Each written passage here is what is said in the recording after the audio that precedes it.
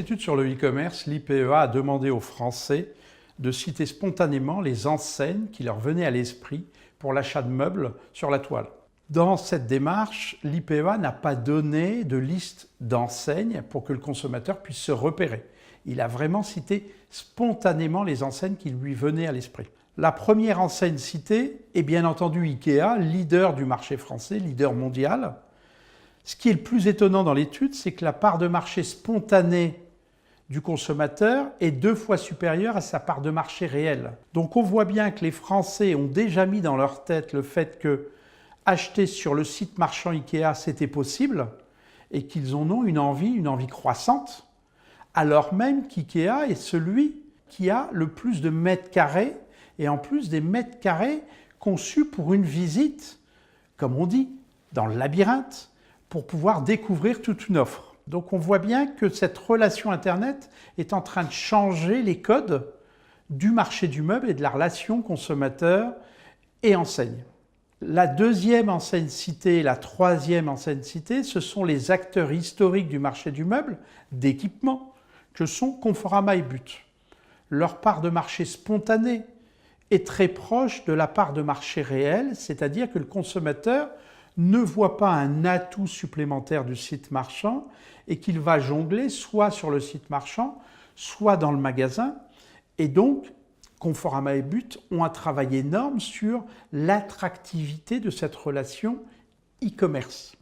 Le quatrième acteur qui arrive, et qui arrive d'une manière forte, c'est Cdiscount. Il est rentré dans la tête du consommateur pour l'achat de meubles.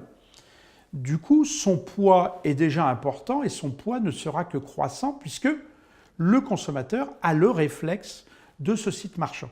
La cinquième enseigne citée par les Français, c'est Amazon. Ça représente que peu de parts de marché. Mais le consommateur, lui, cite Amazon comme un site marchand pour acheter du meuble. On peut se poser des questions sur les ambitions d'Amazon, puisqu'aux États-Unis, Amazon vient d'annoncer qu'il voulait devenir un des leaders du marché du meuble. Pour la France, ce qui est intéressant dans l'étude, c'est quand on regarde le profil des consommateurs qui ont cité Amazon pour l'achat de meubles, ce sont les seniors. Et donc là, on voit que le e-commerce n'est pas uniquement dédié à des jeunes qui s'équipent, mais qu'on a des seniors qui ont confiance dans un acteur comme Amazon pour aller acheter du meuble, et ils nous parlent de réassurance, de délai de livraison, et du coup, ça risque de faire bouger le jeu du marché du meuble d'une manière assez rapide.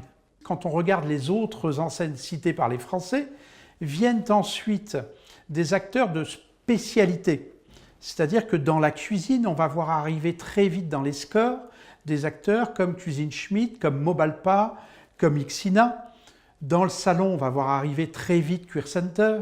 Enfin, quand on regarde les différentes enseignes, on va voir arriver les acteurs du bricolage qui ont une présence web très forte en termes de notoriété spontanée par le consommateur.